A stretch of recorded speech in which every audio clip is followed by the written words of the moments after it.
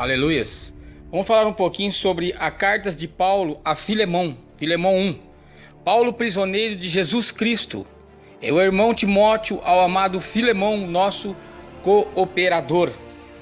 Autor dessas cartas a Filemão, Paulo, data cerca de 60 a 61 depois de Cristo. Eu quero dizer que Filemão ou Filemão é uma das epístolas do Novo Testamento. Faz parte do chamado das cartas de Paulo, o grupo de cartas escritas, chamadas de cartas paulinas. Quer dizer que a população, irmão, nesse tempo era de 2.000 habitantes. A carta inicia-se com uma apresentação logo após aos agradecimentos a Filemão por seu amor e por sua fé, no versículo 4 e 7. A parte central da carta é o pedido feito a Filemão a respeito do escravo Onésimo. Este havia fugido e neste interim se convertido ao cristianismo. Paulo então pede a Filemão que perdoe Onésimo e o acolha como um irmão em Cristo. Versículo 8, 22. Por fim, há as saudações finais no versículo 23 e uma bênção no versículo 25. É uma das poucas cartas sobre a qual não resta dúvidas quanto à autenticidade da autoria de Paulo. Dentre todas as epístolas de Paulo, Filemão é a que mais se aproxima da forma das antigas cartas privadas, porque os seus traços pessoais apelam para a veracidade de Paulo como autor. Eu quero dizer, irmãos, que há uma conexão grande entre as cartas a Filemão e aos Colossenses. Além do estilo semelhante, as mesmas pessoas mencionadas em Filemão, como o próprio Onésimo, Arquipo e Lucas, por exemplo, aparecem também em Colossenses. Isso leva a crer que as duas cartas foram escritas na mesma época, provavelmente entre os anos 59 e 61, período em que Paulo estava preso em Roma. Filemão é uma da epístola dirigida a um indivíduo específico. Um escravo seu chamado Onésimo havia fugido aparentemente depois de um roubo. Está em Efésios, versículo 18. Em situação desconhecida, Onésimo conheceu Paulo e pelo testemunho deste acabou por se converter, no versículo 10. Paulo solicita então por meio da carta que Filemão receba seu escravo fugitivo de volta, não como um servo, mas como um irmão. Dois elementos são notáveis aí. Paulo não usa de sua autoridade apostólica, no versículo 8, 14. E Paulo não pede a libertação de Onésimo. Ele apela à consciência de Filemão para que o perdoe, ainda que o mantivesse como seu servo. Pelo menos dois temas principais, irmãos, são desenvolvidos nesta epístola: a necessidade do perdão e a aplicação dos valores cristãos à realidade social, especificamente ao problema da escravidão. Quer dizer que a expressão, irmãos, da espiritualidade cristã, ela precisava ser traduzida no perdão. Essa é a essência do apelo de Paulo a Filemão. Ele, Onésimo, necessidade do perdão e a aplicação dos valores cristãos à realidade social, especificamente ao problema de antes, que foi útil atualmente, porém, é útil a mim. Versículo 11. Ou seja, as relações mudaram a utilidade de Onésimo para a igreja, agora maior que para o próprio Filemão. Perdoar seu escravo fugitivo era prestar um serviço à igreja. Quanto à questão da escravidão, Paulo não propõe uma subversão desta instituição característica do período. O cristianismo, ao que parece, não devia alterar os modelos sociais vigentes da época. Uma mudança interior de atitude era o que se requeria. Esta mudança interior em Filemão seria mais importante do que qualquer mudança, irmãos, na própria instituição da escravidão. Filemão era um cristão associado com a igreja, ou congregação em Colossos, a quem o apóstolo Paulo escreveu uma carta particular e que hoje faz parte do Novo Testamento da Bíblia.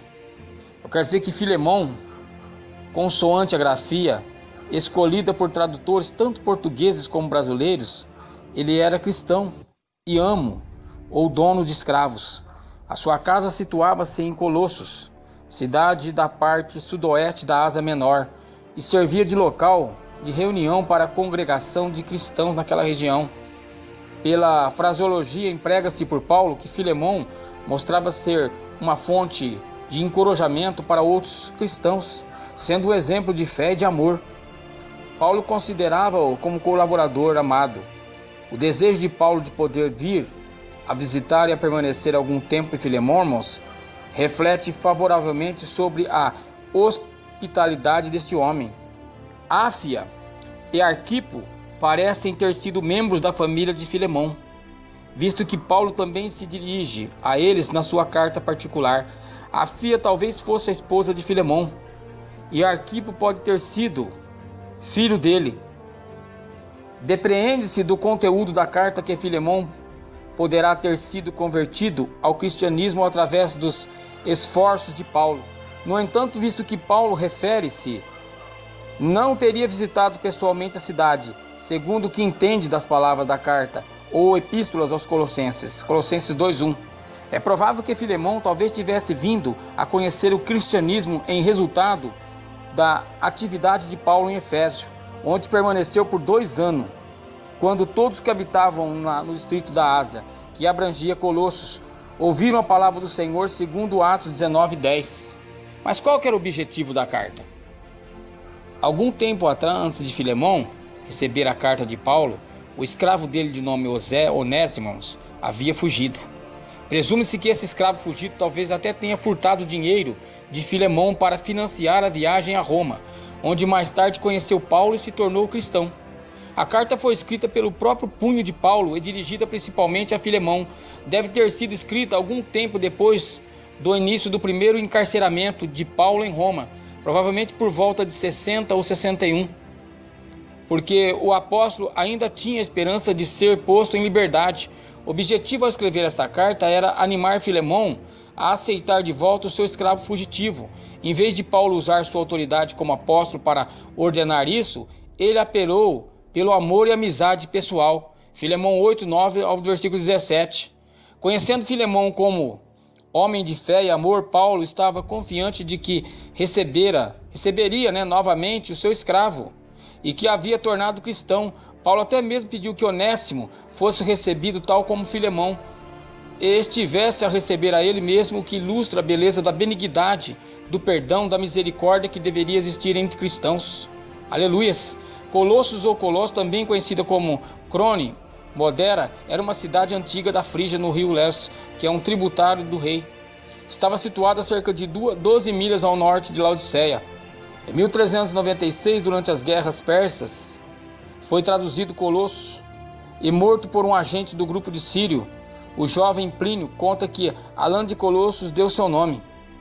Não parece que Paulo tenha visitado essa cidade quando ele escreveu essa epístola aos Colossenses, já que ele diz a Filemão de sua esperança de poder visitar a cidade quando tivesse sido liberto da prisão. Filemão 1:22. Parece que Epáfras foi o fundador da igreja em Colossos. Essa cidade entrou em declínio, possivelmente devido a um terremoto na cidade. Eu quero dizer, irmãos, que esta carta é o apelo pessoal de Paulo a Filemão, um cristão rico e dono de escravos. Parece que Filemão tinha se convertido sobre o ministério de Paulo, que morava em Colossos, e que a igreja colossense, na reunião em sua casa, Onésimo, um de seus escravos, tinha fugido para Roma, aparentemente depois de danificar ou roubar a propriedade do mestre. Em Roma, Onésimo entrou em contato com o preso Paulo, que o levou a Cristo. Paulo escreveu para a igreja de Colossos e evidentemente incluiu esta carta a favor de Onésimo. A escravidão era uma realidade econômica e social naquele tempo, aceita no mundo romano. Um escravo era propriedade de seu mestre e não tinha direitos de acordo com a lei romana. Os escravos fugitivos poderiam ser severamente punidos e mesmo condenados à morte. As revoltas dos escravos resultaram em proprietários temerosos e suspeitos. Mesmo a igreja primitiva não tendo atacado diretamente a instituição da escravidão, ela reorganizou o relacionamento entre o mestre e o escravo. Ambos eram iguais perante Deus, Gálatas 3:28, e ambos eram responsáveis pelo seu comportamento, Efésios 6, do 5 ao 9. Paulo escreveu esta carta durante a sua prisão romana por volta de 61 depois de Cristo. Ele desejava uma verdadeira reconciliação cristã entre o proprietário de escravos lesado e o escravo perdoado. Paulo, com delicadeza, mas com urgência, intercedeu por Onésimo e expressou total confiança de que a fé e o amor de Filemão resultaria na restauração. Mesmo sendo a mais curta das epístolas, é uma profunda revelação do amor de Paulo pelos seus irmãos. Essa epístola é uma expressão autêntica e verdadeira do relacionamento do cristão com Deus, irmãos. Então devemos agradecer por tudo que Deus tem nos feito. Aleluias!